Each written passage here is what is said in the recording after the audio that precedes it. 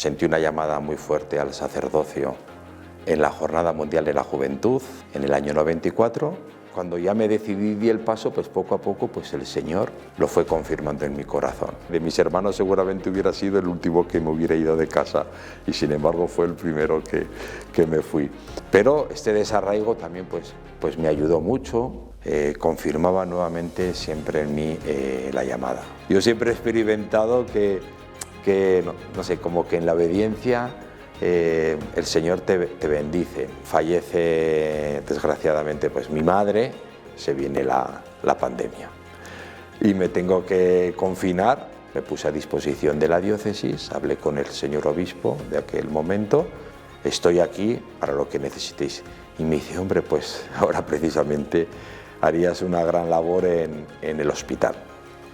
Y entonces me mandó de capellán al hospital. Tengo terror al sufrimiento, terror al dolor, a la enfermedad. Siendo yo tan miedica, vi que Dios me dio como casi como ser un poco como sin pensarlo, lo que haga falta. Me llamo Javier García Valenzuela, soy sacerdote, ordenado en el año 2004, con una peculiaridad que yo me ordené sacerdote en San Salvador el Salvador, porque mi vocación, que nació en el camino neocatecumenal, sentí una llamada muy fuerte al sacerdocio en la Jornada Mundial de la Juventud, en el encuentro en Denver con el San Juan Pablo II hoy, que con fuerza invitaba a los jóvenes a seguirlo. Y a mí ese sígueme pues resonó con fuerza. No sabía exactamente cómo se iba a concretar ese seguimiento del Señor y al final poco a poco se fue perfilando y con la vocación sacerdotal. Me mandaron al Seminario Redentoris Mater de San Salvador en el año 94 y en el año 2004 pues me ordené sacerdote. Soy de Zaragoza y pues soy el tercero de 4 hermanos. Yo empecé estudié con el Colegio de los Jesuitas, todo lo que entonces era la EGB y el BUP y el COU, y luego empecé la universidad y entrando en primero de carrera, que estaba estudiando empresariales, bien, veía un poco, pues sí, como un joven de entonces, lo tenía todo, tenía pues también proyectos y perspectivas de futuro y tenía una vida más o menos bien, con mis amigos, iba bien en los estudios, pero no sé, había algo también dentro de mí como que un poco de vacío o también pues como inquietud, el sentirme que yo, no sé, como que me sentía pues como llamado pues a algo, poco. Yo frecuentaba la parroquia, frecuentaba las comunidades, también porque a eso me habían transmitido y me habían ayudado mis padres, pero bueno, tampoco era muy fervoroso en aquel tiempo, me iba más los amigos, el fútbol, el salir por aquí, por allá, bueno pues. Pero yo veo que el Señor me tenía ahí un poco, me estaba como buscando. Tenía bastantes inquietudes, cooperaba pues en todo lo que era de voluntariado, de pues ayudar a los ancianos o llevar comida pues a la gente pues que dormía por las calles. O sea, yo veía que tenía mucha inquietud como de ayudar y de hacer algo, ¿no? Y veía que cuando hacía eso realmente pues sentía pues oye sentía un sentido, sentía una alegría, como una plenitud, ¿no?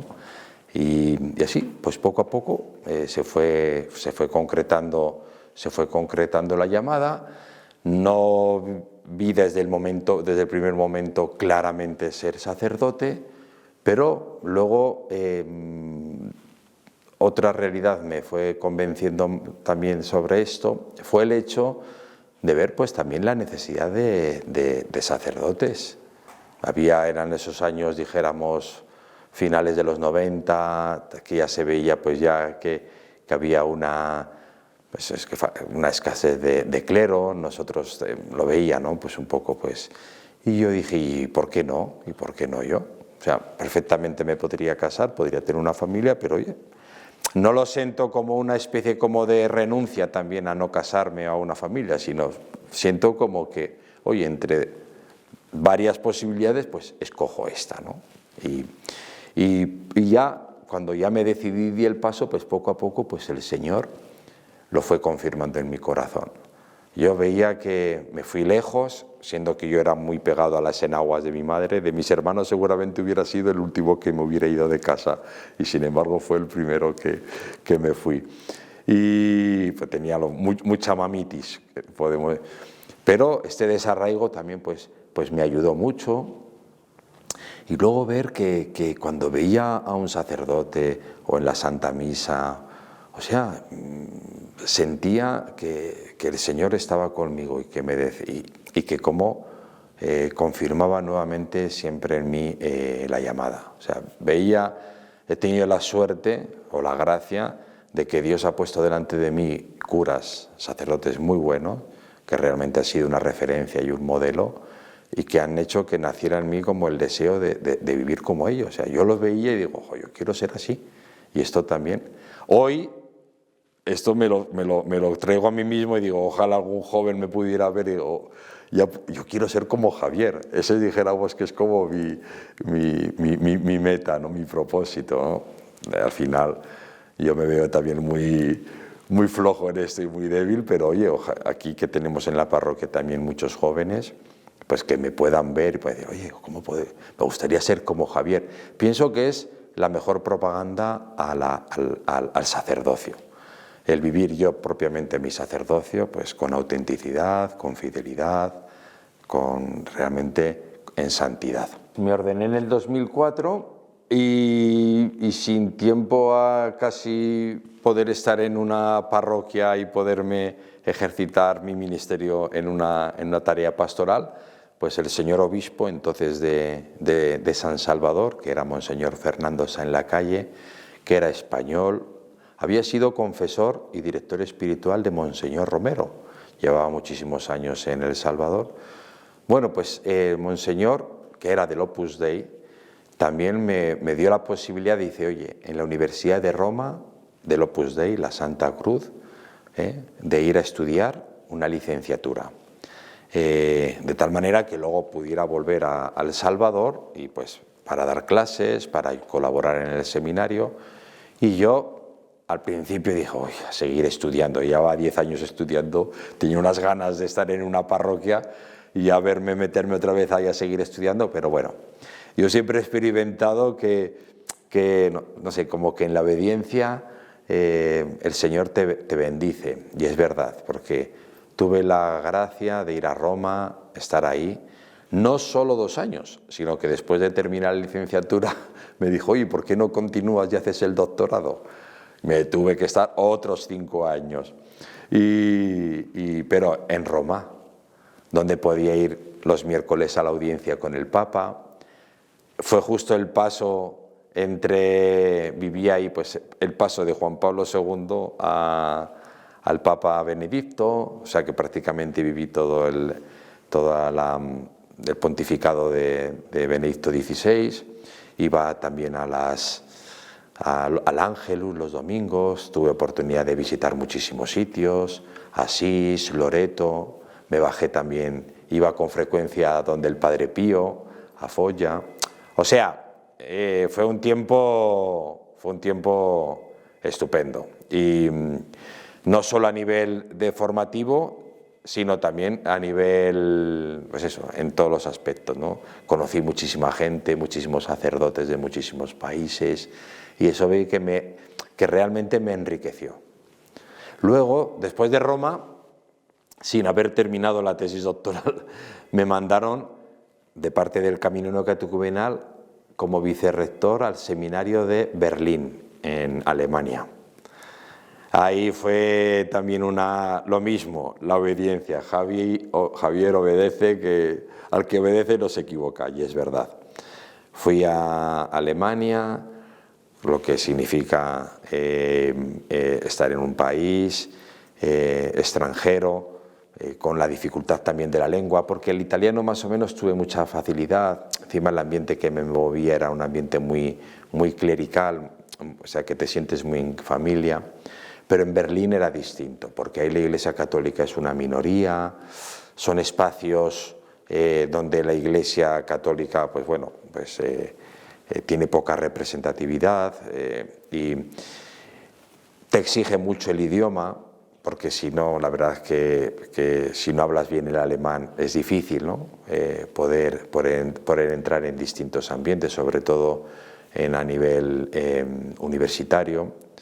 Pero vi que el Señor también me ayudó, me dio también un amor a esa tierra, a Alemania, y sobre todo vi la gran misión que hay de evangelización. O sea, he tenido estas dos, la parte, dijéramos, pobre, con necesidad material que puede haber en América Central, y luego un país con una realidad donde económicamente, pues bien, se está bien, lo que es Alemania, pero tú vas viendo por distintas situaciones, pues el vacío con el que se ha quedado la gente a nivel espiritual, ¿no? Y la necesidad que también hay en esos ambientes de llevar la palabra de Dios y de evangelizar. Después de ello, ya me volví, después de que empecé, ya aprendí el alemán más o menos, con todo lo que eso significó, van y me mandan a Brasil. Y estando en Brasilia un año como decano de un centro de estudios, como prefecto de estudios, ahí en Brasilia, pues bueno, fallece desgraciadamente pues mi madre, y viniendo a Zaragoza, pues veo también la necesidad un poco de acompañar a mi padre y de estar con él. Entonces, justo en ese tiempo que estaba así dilucidando si qué hago, me quedo, me voy, se viene la pandemia. Y me tengo que confinar y ya pues me quedé aquí en Zaragoza. Como no tenía ningún encargo así pastoral, sino que estaba simplemente un tiempo por cuidar a mi padre, pues me puse a disposición de la diócesis, hablé con el señor obispo de aquel momento y le dije, oiga, yo soy sacerdote, bueno, ya me conocían, estoy aquí para lo que necesitéis. Y me dice, hombre, pues ahora precisamente harías una gran labor en el hospital. Y entonces me mandó de capellán al hospital, que fue un momento, pues, porque yo he sido una persona personalmente que tengo terror al sufrimiento, terror al dolor, a la enfermedad y todo. Y entonces entrar de lleno en esa realidad, no solo con los enfermos, sino con el ambiente en torno a los enfermos, de un poco de los familiares, lo que significaba el no poder estar en esos momentos pues con tus padres o con tu esposo o con tu esposa, y ver a la persona un poco pues aislada, pues el estar ahí, el ofrecernos, ¿no? Porque los compañeros y yo dijimos en ese momento y dimos bastante un poco altavoz, oye, hay sacerdotes para este momento, llamadnos, nos dan permiso, porque la verdad que sí que están manteniendo todas las medidas, pero nos dieron permiso. A mí me dio que, siendo yo tan miedica, vi que Dios me dio como o sea, casi como ser un poco como sin pensarlo, lo que haga falta. Y me encontré en situaciones pues bastante difíciles, pero muy bien, muy bien. Sí que me contagié, pero asintomático, o sea que pasé un tiempo así aislado y luego volví un poco al trabajo y muy bien. He continuado ahí en el hospital 6 años, 5 años y hasta hace relativamente poco, pues que ya el señor obispo pues me pidió si podía hacer de párroco pues en la parroquia en la que nos encontramos ahora, que es San Braulio. Primero estuve en un hospital pequeñito y luego me pasé a un hospital mucho más grande, prácticamente es inabarcable, son más de 1.200 camas, estábamos 3 capellanes las 24 horas del día, por turnos.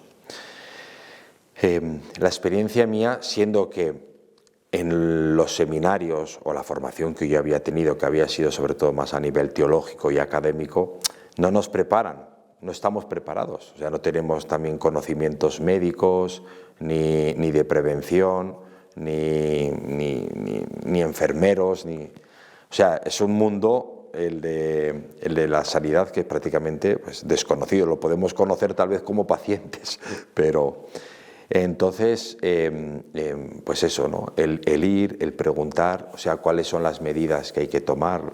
Lo mismo que se nos decía durante la pandemia del lavabo, de lavar las manos, de todo, pues eso, ¿no? Todas las medidas que había que tomar, ¿no? Y veo que el formarme bien primero en eso, pues también me ayudó a sentirme más seguro.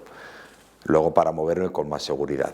Luego en Zaragoza, pienso que en las demás comunidades autónomas, pero en Zaragoza el Salud tiene en valor la labor de los capellanes, gracias también a lo que han hecho pues, los precedentes capellanes, seguro.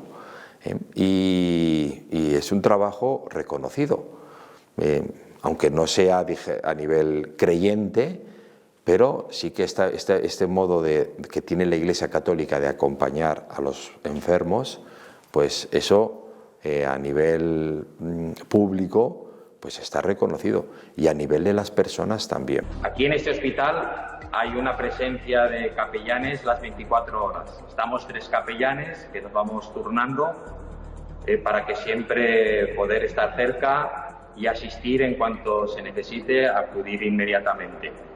Y luego también pues vamos visitando las habitaciones, vamos visitando los enfermos y vamos con un busca un localizador, y en cuanto nos llaman, pues ahí acudimos premurosos.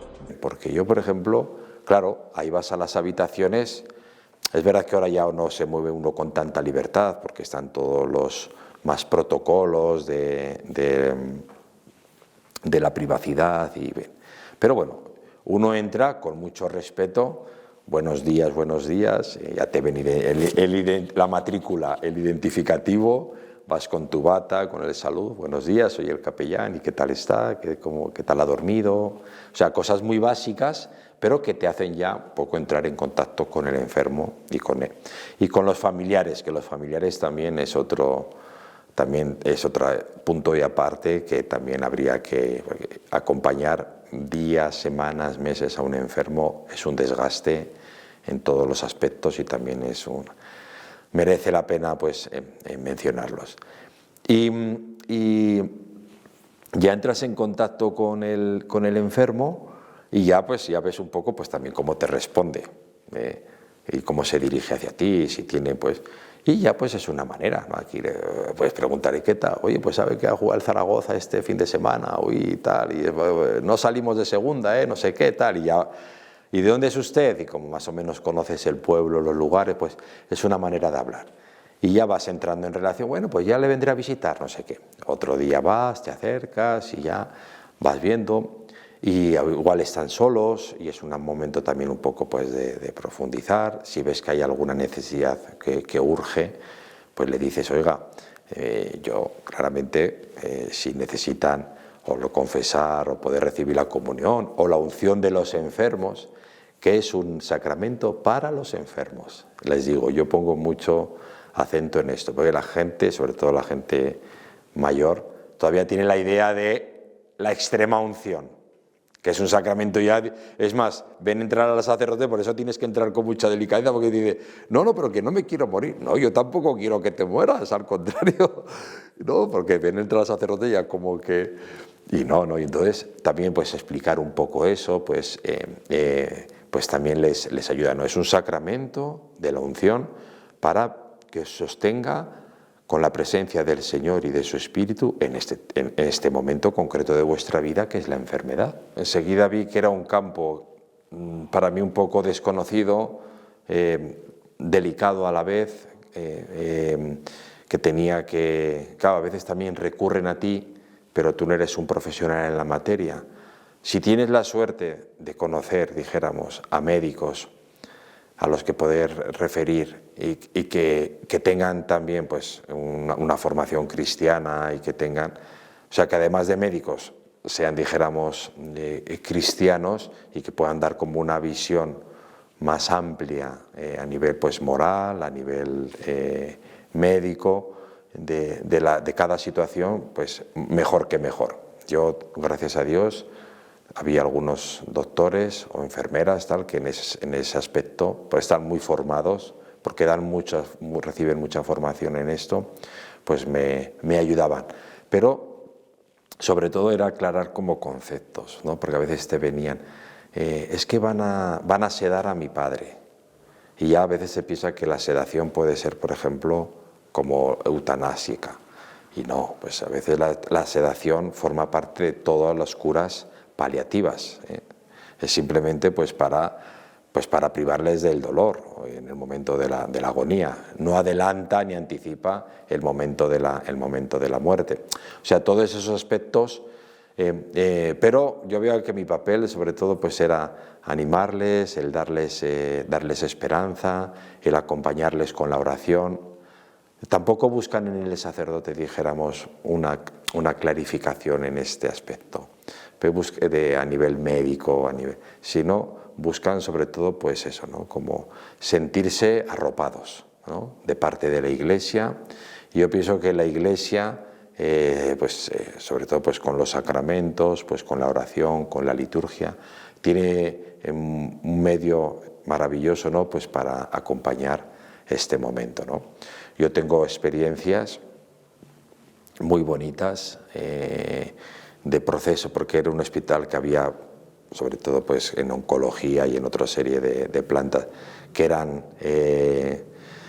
permanencias muy largas, la enfermedad era muy larga, con muchos altos y bajos, y yo veía que la frecuencia, la presencia de la Iglesia, pues sostenía. Solo por contar un caso personal, una vez, entrando en el hospital, iba yo ahí pues como sacerdote, y se acercó un hombre y me dice, ¿es usted sacerdote? Le digo, sí. Mire, es que yo no soy muy religioso, esto lo dicen muchas veces, yo no soy muy religioso ni esto tal, pero mi esposa sí, y su madre también, y me gustaría que está ya, pienso que para fallecer, que si podría ir usted, que yo pienso que es lo que más desearía ella. Y entonces entró en la habitación y me encuentro a la esposa, ella en convalecencia, con una señora que pienso que sería su madre y dos chicas jóvenes. Y entro en la habitación y la señora mayor, que es la madre, me mira y me dice, la Virgen me ha escuchado. Y yo me quedo así, porque estaba rezando a la Virgen para que mi hija no se muriese sin ser asistida por la Iglesia.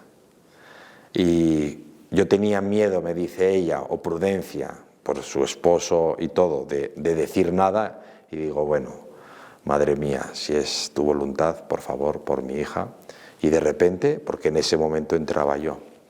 Luego, las hijas adolescentes, claro, de ver a su madre joven, que tendría unos 50 años como mucho, pues no era un momento fácil. Se les veía con un enfado grande. Ya solo me miraban a mí y más, o sea, porque, claro, uno prácticamente como que representa a Dios delante de estas personas. Y en cambio, la pregunta que les surgiría a estas jóvenes era, oye, Dios mío, ¿por qué te llevas a mi madre? Y entonces yo las veía así. No dije nada y dije, bueno, pues le dije a la madre, si quieren podemos rezar un poquito. Oye, invocamos el Espíritu Santo, empezamos a rezar el rosario a la Virgen María. Se creó un clima que tú veías cómo estas jóvenes se les transformó el rostro, de paz, de consolación. El esposo de la mujer también, la mujer que estaba convaleciente, ya que estaba ya en coma, sonrió y recibí los sacramentos de la extrema unción, y en ese momento que yo dije, en nombre del Padre, el Hijo, el Espíritu Santo, amén, se murió. y nos quedamos ahí todos un rato en silencio, y no, o sea, yo vi que eso fue todo la gracia de la presencia del Señor, porque yo no hice nada, simplemente me cogieron, me llevaron, estuve ahí, pero yo vi que el Señor, pues gracias a las oraciones de esa madre, gracias también a la piedad de esta mujer, que seguramente habrá sido una... Luego me enteré y realmente fue una gran mujer, pues Dios la tuvo esta consideración en el último momento de su vida. Ya cuando empezaba ya a estar a gusto y de verdad, y porque no ha sido fácil los años de capellán, porque no es para lo que yo me había formado, ha sido un lugar donde me he encontrado ahí, oye, como lanzado, como haz lo que puedas, hace falta ahí, y yo lo acepté claramente, pero claro, no ha sido fácil, pero ya estaba muy bien. La verdad es que ya me movía muy bien con la dirección del hospital, con los trabajadores, los celadores, las enfermeras, la capilla, la gente empezaba ya a cobrar un poco también, a aumentar la asistencia a la capilla, que teníamos 2 misas al día. Pues me dice, bueno, pues ahora que ya, como que dijera el Señor, bueno, Javier, ahora ya que ya estás bien aquí, para que no aburguesarte, venga, pum, ahora a la parroquia. Y así fue, de golpe y porrazo. Me dijeron, mira Javier, hemos pensado en ti que te hagas cargo de la parroquia, sacarte del hospital y hacerte cargo de la parroquia y de las clases, que estoy de profesor en el seminario. Y dije, pues sí, pues obedecí. Y bien, y entonces estoy aquí en esta parroquia de San Braulio, que es patrón de Zaragoza, junto a San Valero, y patrón de la universidad, que la tenemos aquí pegadita. Salimos, tenemos toda la ciudad universitaria, que yo digo que esta parroquia tiene la feligresía, dijéramos, más grande, porque son 40.000 estudiantes que hay aquí en la universidad. Y uno de mis primeros sueños o proyectos, que ojalá el Señor nos ayude, es como la presencia, ¿no?, de la iglesia, de la parroquia, pues en ese ambiente, ¿no?, universitario, que yo veo que tan necesidad tienen los jóvenes de hoy. Entonces esta parroquia tiene estos dos ambientes, ¿no? Un ambiente, es una parroquia céntrica de Zaragoza, tiene unos 60 años, más o menos, y la gente que asiste a la parroquia, pues es gente pues de mediana edad para arriba, mayor en general. Hay muy poca presencia en las misas de jóvenes. Y por otro lado tengo toda esta realidad de jóvenes a la que me gustaría llegar. Tenemos, eso sí, la gracia también desde hace ya 50 años de la presencia del camino neocatecumenal, también aquí en la parroquia, que hacen una labor grandísima. En estos momentos hay 11 comunidades neocatecumenales y toda la pastoral también que lleva a cargo el camino neocatecumenal de confirmación, posconfirmación, primera comunión. Y bien, entonces tengo pues todos estos un poco como frentes, ¿no?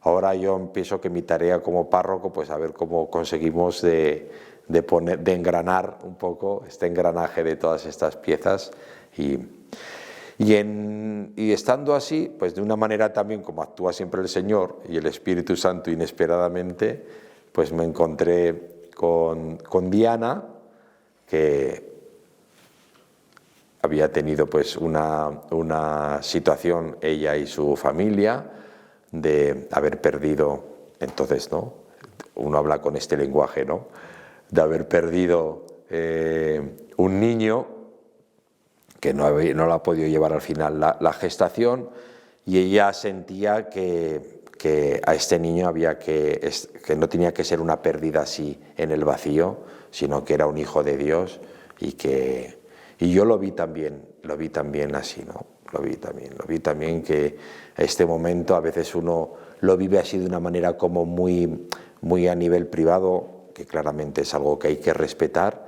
pero yo veo que también ahí el Señor la Iglesia tiene una palabra, ¿no? Tiene una palabra ante este momento de dolor en las que puede vivir una familia. Y apareció pues las Hermanitas del Cordero y esta iniciativa que yo no la conocía, de 8 estaciones de luz, y entonces dije, pues mira, providencial, vamos adelante, y la hemos incorporado por primera vez este año y ha sido una experiencia muy bonita. Hemos tenido la suerte de que Elena, la iniciadora, ha venido en 2 ocasiones a las celebraciones, lo ha explicado muy bien. No le he hecho excesiva propaganda porque también yo hablé con el párroco del Buen Suceso de Madrid y me lo recomendó, y también bien, un perfil un poco normal, discreto. Hablé pues con el vicario general, hablé con el señor arzobispo y me dieron adelante, y entonces pues adelante. Dije, mira, pues el Señor ha puesto sus ojos en esta pobre parroquia para llevar adelante esta iniciativa, y ha sido muy bonita porque tuvimos una celebración muy bonita, se adhirieron bastantes familias y fue un momento que luego el eco que he tenido a esa celebración ha sido de gracias. Gracias, que nos ha ayudado mucho, ha sido un gran consuelo, porque además no era solo a nivel individual, sino era a nivel familiar. Acompañaban también los hijos de las familias, y luego pues la comunidad, la parroquia, que también ha participado de este momento, porque se hace en el contexto de la celebración de la Candelaria, de la presentación de Jesús en el templo, que es una fiesta muy tradicional. Pues en ese momento es donde se introduce esta celebración. Dios también nos ha acompañado con detalles pues muy bonitos, bastantes detalles. Por ejemplo, yo lo anunciaba los días previos, lo anunciaba pues en las misas, que íbamos a vivir esto, las 8 estaciones de luz, estas celebraciones, ¿no? como un aviso parroquial. Y saliendo de terminada la misa, que ahí me gusta salir a saludar a las personas a la entrada, pues con una señora, una feligresa, que tampoco tengo mucha relación de verla en misa, pues le digo, ¿ha visto esto que vamos a hacer en la parroquia? Qué bonito. Bueno, pues si conoce a alguna persona, pues para qué. Y entonces me empieza ella a contar un poco su experiencia. Y me dice, y entonces yo, hace muchos años, 17 o no sé cuántos años, he tenido esta pérdida, no quise indagar más, he perdido un niño, un 14 de diciembre y tal. Y le digo yo, ¿sabe qué día es hoy? Dice, 14 de diciembre, le digo yo, que era el día de San Juan de la Cruz, por eso me acuerdo.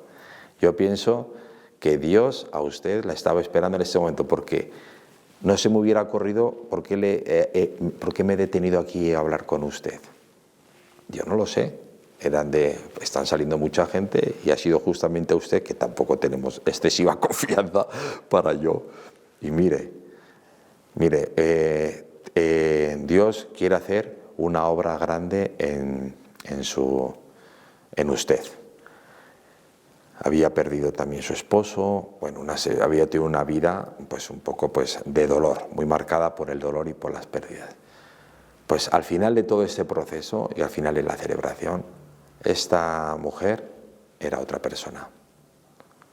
Había arrastrado una mochila de dolor durante años, se había acostumbrado, se había hecho espaldas fuertes para soportarlo, porque le había tocado sacar a sus hijos adelante, sacar a su familia adelante, una persona muy trabajadora, pero ese peso está ahí. Y esa relación también hay un poco con el Señor, también estaba ahí, de oye Señor, ¿por qué es esto? Como decía Santa Teresa, ¿no? Porque sí, ya entiendo por qué tienes tan pocos amigos y a los que nos tratas así. Y Dios la quiso liberar, y esa era una mujer libre, y me lo agradeció, ¿eh? Venía al principio a las celebraciones así un poco con dificultad, siempre poniendo excusas. Yo no le insistí, pero al final siempre venía, o sea que ha habido ahí una resistencia. Hemos tenido que rezar mucho, que una de las cosas muy bonitas aquí es rezar también unos por otros. Hay algunos que les viene más fácil, otros que tienen mucha dificultad, porque no es fácil. Se te despiertan, hay una serie de emociones y de sentimientos muy fuertes. Y sostenidos por la oración de todos los que estábamos aquí, pues hemos visto que Dios ha hecho una obra estupenda.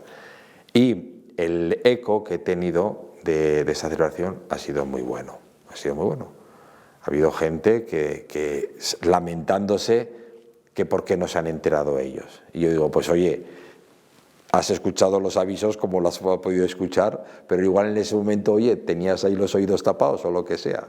Y ya pues oye, a esperarse para la próxima celebración o para el próximo momento que esperamos ya cuidarlo mejor, hacerlo mejor y pues que siga dando mucho fruto en esta parroquia.